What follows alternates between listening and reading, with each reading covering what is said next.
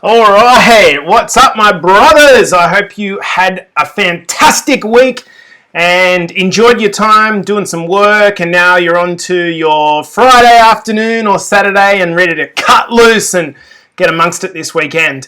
So, guys, welcome to the Better Body episode number 3 on Better Body TV. So this is going live both on the Facebook group and into our website, which you can watch later on a replay. Thanks for joining the community. So basically in this session, guys, what I want to talk about is a bit of a follow-up to the last session, which really was around the fundamentals of healthy eating. But now I'm going to talk about the practical aspects that I think are really, really important. Now, these practical aspects are going to really focus in on how to prepare food and snacks. Morning, Adzi. How are you, mate? Thanks for coming in. How to prepare foods and snacks really that are going to work for you, particularly on a weight loss diet, but also for those that are trying to, tone up, build up some muscle. Really, the same principles are going to be the same, to be consistent. So, without further ado, let's get into today's session. So, with the magic of the old, you ready for it? Bang! There we go. Straight over to our slideshow. So, I'm just going to quickly cover off something that we did last week, guys, which we talked about how fat loss, despite all the garbage you hear around the world, is pending one thing only: to get into a calorie deficit. So what does this mean again? This simply means that the calories that you're burning are outweighed by the calories that you're taking in. Because after all, you learned last week, if you watched the episode, and if you didn't watch the episode, go back and watch it.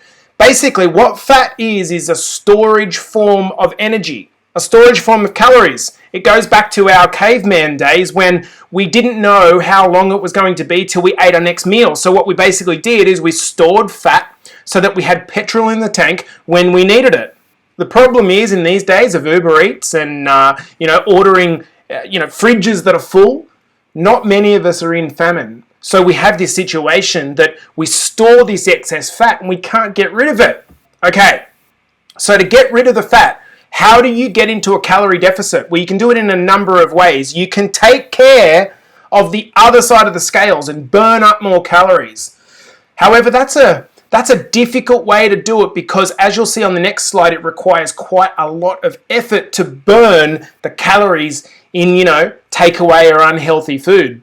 So, as the slide says, the second way you can do it is to reduce your calories consumed. That's a really great strategy, but the best strategy to get into a calorie deficit is to do both at the same time. So let's have a look. So here is the point. Nutrition is 90%.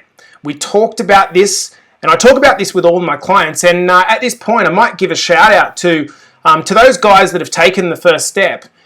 Guys like Adam. I'm currently got 7 clients we're working closely with at the moment, from Adam, Michael, Nathan, Samuel, Remy, who am I missing? Braden, and one more, David. How are you guys?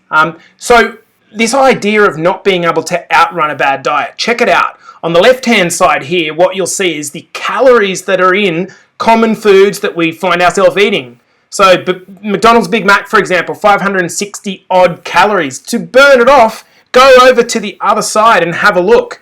It's going to take you an hour of vigorous rowing to burn off one single Big Mac. Vigorous rowing. It's going to take you about 90 to 100 minutes of walking to burn off that one Big Mac. And that's why nutrition is so important. So we covered this last week. So let's get into the content of today. So when it comes to looking at our meals, okay, it's not just the calories. Obviously, for the vast majority of us, we're wanting to lose some weight, right? But there are some other considerations. Firstly, it's got to be sustainable. And secondly, food really is another way of improving your quality of life, true? And also to get better performance. The third thing it does is make sure that you don't die of diseases related to lifestyle and food. So what we need to do is look at not only the calories that are in our meal, but we also need to look at the foods that are making up our meal. Now, I'll give you an example. Is it possible to survive on 2,000 calories a day? Yes. Now, that 2,000 calories can come from 2,000 calories of an awesome balanced meal, or you could just eat 2,000 calories of alcohol. Same calories, but of course the performance and the disease indications are going to be pretty bad if you're surviving off that one versus that one. So it's not just the quality, not just the quantity of the calories, we also do need to look at the quality if we want to improve our performance. So what we typically do when it comes to nutrition, guys, is we divide this up into macronutrients. Macro just means big nutrients: protein, fat, and carbohydrates. And then on the other side, we divide it into micronutrients, which is vitamins, minerals, and other things that are quite small and don't tend to have names, a lot of them. So let's just really recap on why these foods are important. So your protein foods, these are really the building blocks of muscle. That's why you need it.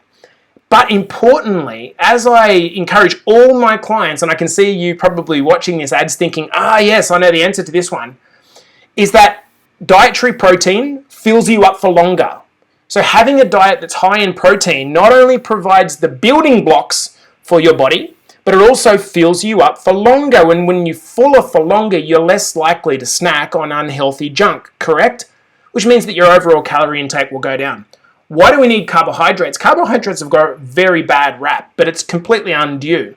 There's two types of carbohydrates. The really bad processed carbohydrates, but then the good carbohydrates, unprocessed ones like sweet potato, corn, normal potatoes, black rice, brown rice, and these types of unprocessed carbohydrates provide a really steady source of sugar. And this sugar is used for energy.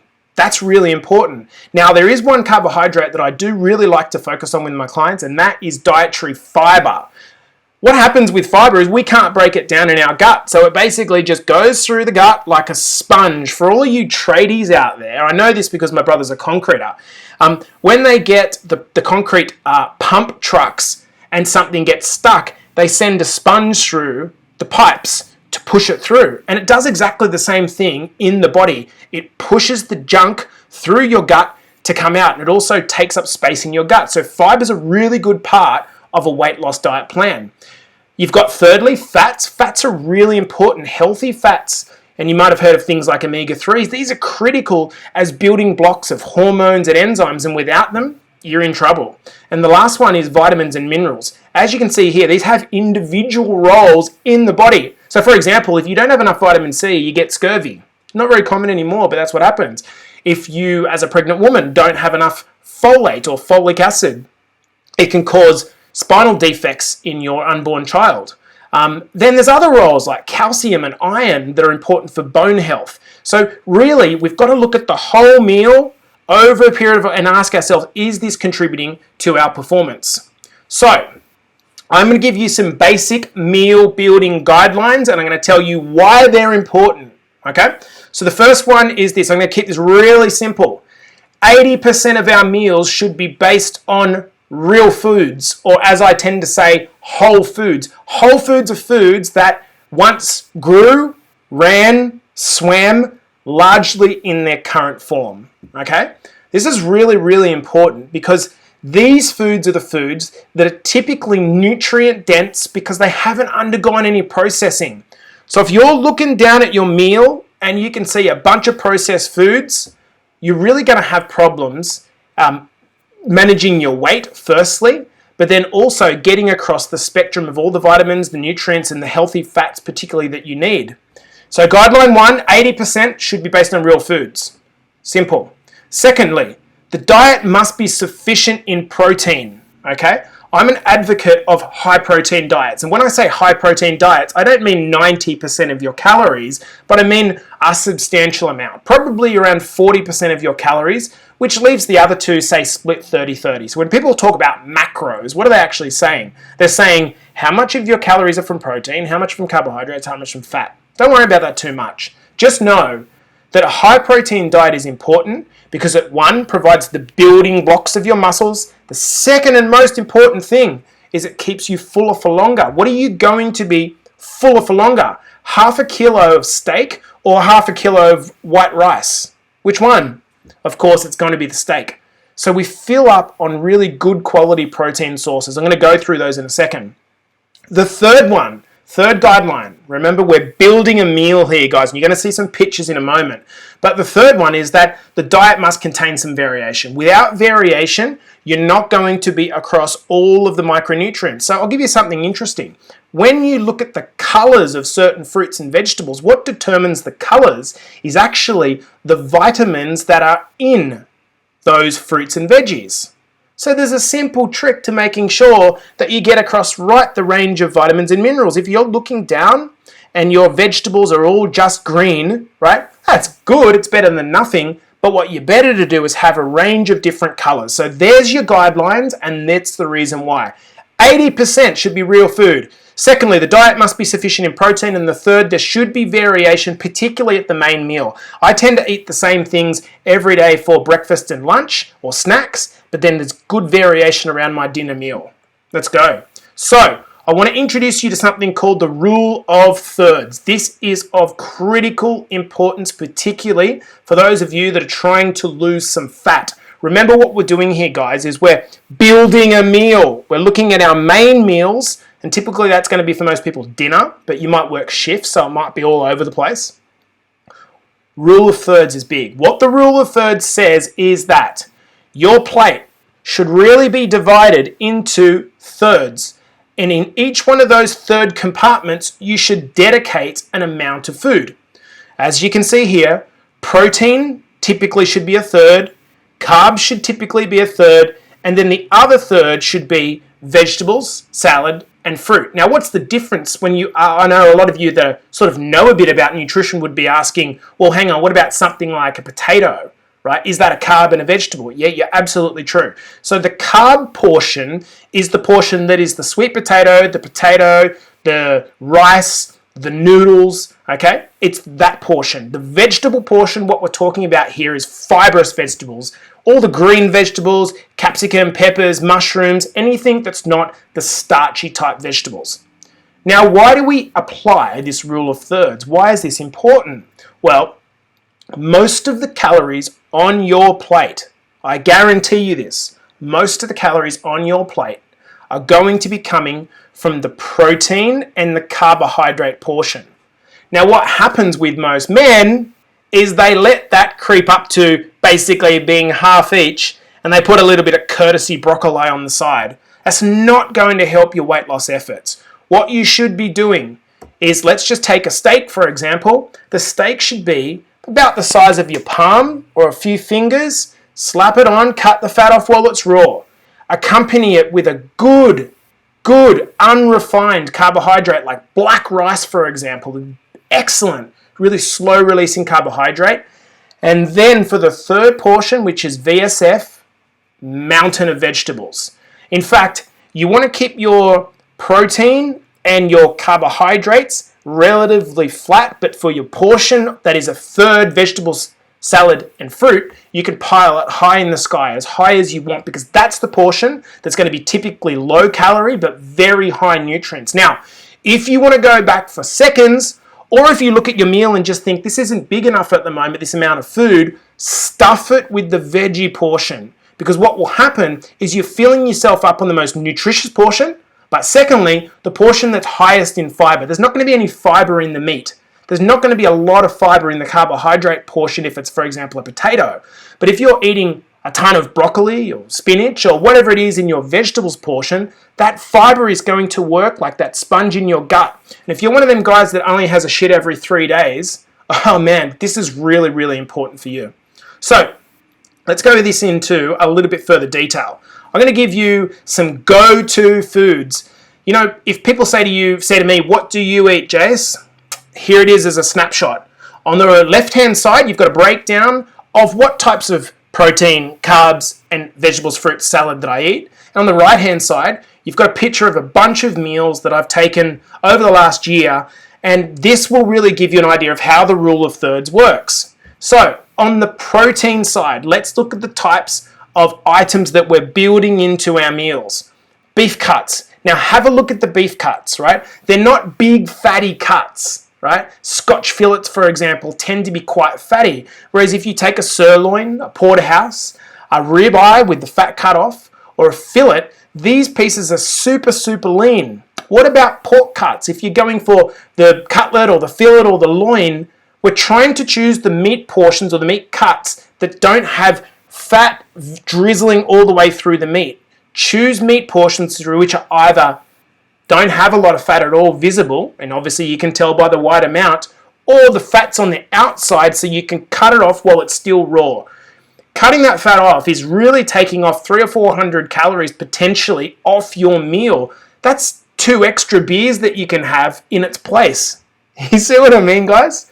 Now, when it comes to the protein meals, try to get a variation. I typically, if I was to look over, say, a 5-day week, I would be doing 2 fish meals, 1 beef meal, one poultry meal, and perhaps 1 pork meal. That would be an example. And maybe the 6th one would be a tofu or something like that to mix it up. Okay?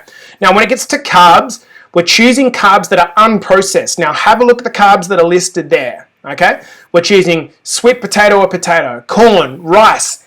You know, things like white rice, it is just so processed that it's not that it's bad for you, but it just doesn't fill you up. So you get a whack of calories that you use up in no time, right? And then you're hungry again. Anyone that's been to a Chinese feed, stuffed themselves, and then just been like, oh, I need to eat again, knows exactly what I'm talking about. If you're going to have pasta, don't eat white pasta. In fact, one of my good tips is go to the bean-style pastas that you find that are super high in protein. And as per being made out, instead of being made out of wheat, they're actually made out of mung bean or black bean and stretched into spiral-long pastas. Another option that you can choose instead of pasta is you might have seen the videos that I've put up regarding spaghetti squash. You basically roast this squash that looks like a melon, you cut it in half, you scratch it with a fork, and it pulls out these noodles. It's crazy. There are alternatives, and when it comes to healthy eating, you don't need to do away with everything that you love. You just need to make good substitutions. Now, when it comes to vegetables, fruits, and salads, there's really not too much you can go wrong with here. Okay? So you want to pile that portion high. Now, have a look at the meals. What you're seeing here is really the rule of thirds in action. So look at the top left-hand corner. You've got a chicken stir fry there. So apply the same rule even though it's all mixed in. The chicken should be about a third. I might have it with some black rice and it's tumbled in with a bunch of vegetables. Next along here, you've got some salmon. There's a bunch of broccolini and some sweet potatoes.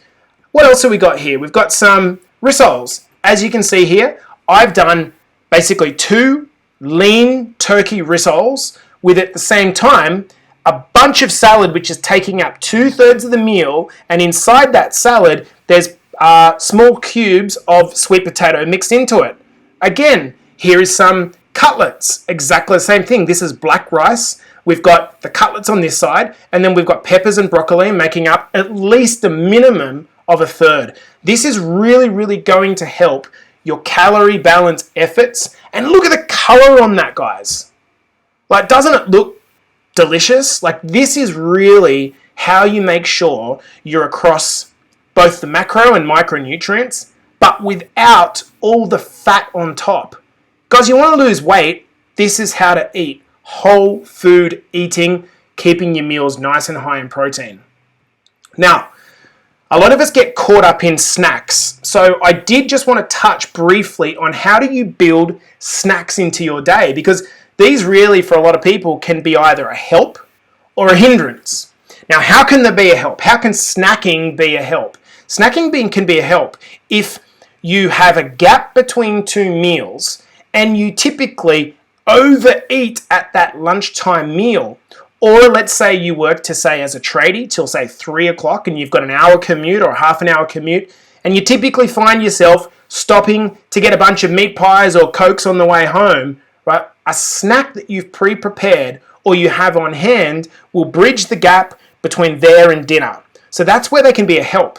Where they can be a hindrance is obviously if you are snacking on foods that are high in calories and they're just not helping at all. In fact, you could be eating your 3 square meals and be perfectly on your weight maintenance guidelines, But then because you're dumping in all these snacks on top, that's the thing that's pushing you over the limit. So for snack foods, what I would recommend, guys, is you go no higher than 300 calories per snack. So what does that look like?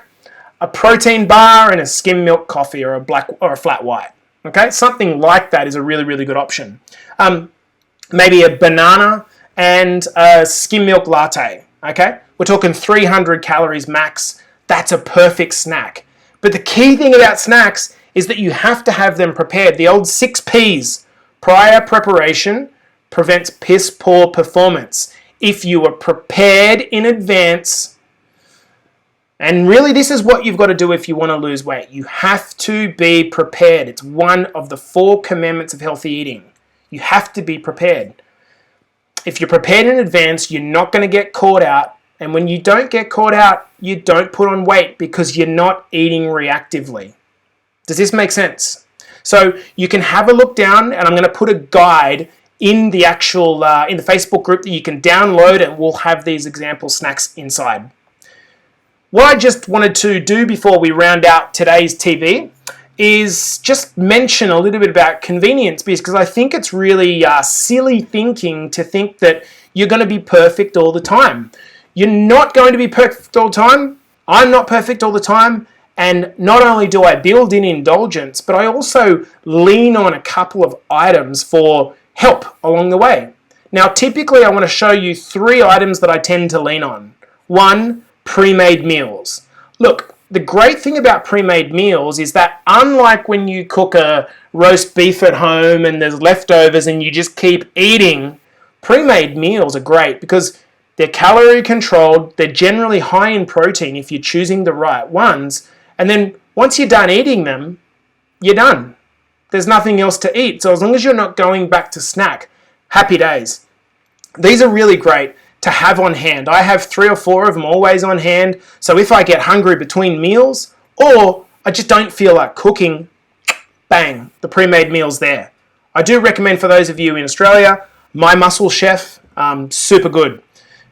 Next one is pre-cut ingredients. So despite what you might hear, there is 0 difference in the nutrition between frozen vegetables and fresh vegetables. There's just 0 difference, okay? So there's no problems to have, for example, like it says in the image here, either frozen or pre-cut fruit and vegetables already ready to go.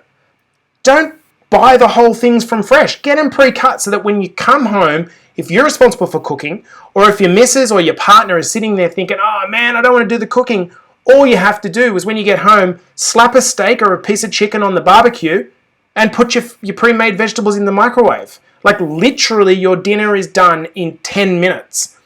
Don't be falsely lured into this idea that you need to cook fresh every single night from scratch, because it's just not feasible a lot of the time. Now, the third thing that I want to tell you about is the protein snacks that I tend to lean on.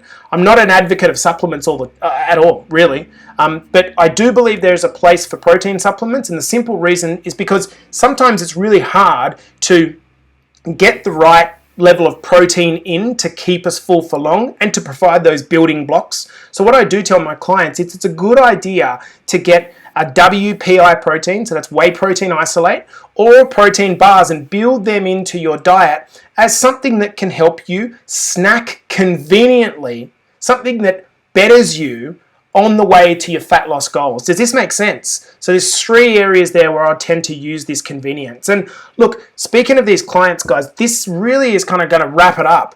I want to congratulate guys like Adam and Jono that are taking action.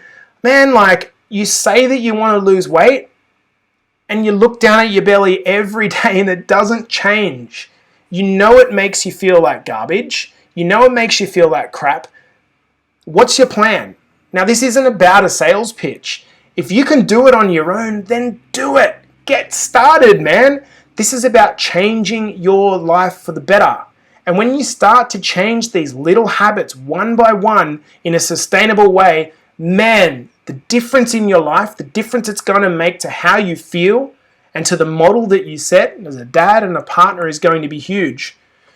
What I can offer you if you want to talk further about working with me directly, and I'm sure that you should reach out to any of the guys that I'm currently working with and talk to them, is this idea of providing you expert knowledge and then helping you with the execution. Providing expert knowledge and helping you with the execution. But what completes the model, which I call the 3x4 model, is the accountability. Like, that really is the difficult thing.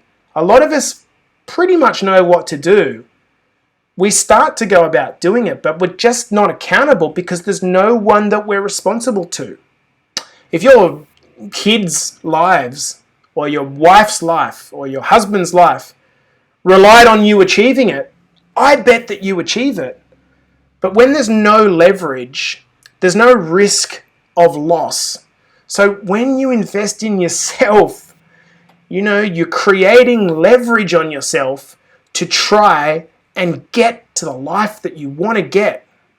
Does this make sense? Like, you've got to look and project at where your life's going in the next 2, 3, 4, 10 years. And if you're not on a good course, have the courage to actually do something about it. And look, the way that works is very simple. We'll get on the phone, we'll have a quick intro chat. If we like each other and I think that I can help you, we'll put an application through, we'll then get on a clarity call, and then you could be kicking off into a transformation, within a week's time. So that's really all I wanted to discuss with you guys today. As always, if you do have any questions, you can pop them in the comments. You can send them through directly to me, as a lot of you have done, which I really love getting those questions and answering them. I typically turn them into questions that I pose back on the group. Other than that, there'll be a guide that you can download, and in addition to a repeat of this session, which will be loaded into the Facebook group. That's a wrap for this afternoon. I can get out of this heat box. I'm not sweating up that much of a storm, am I? This has happened because I just finished a cardio session. I haven't cooled down in time. But I'm out for now. Have a great weekend, guys. I love you all, and let's get healthy.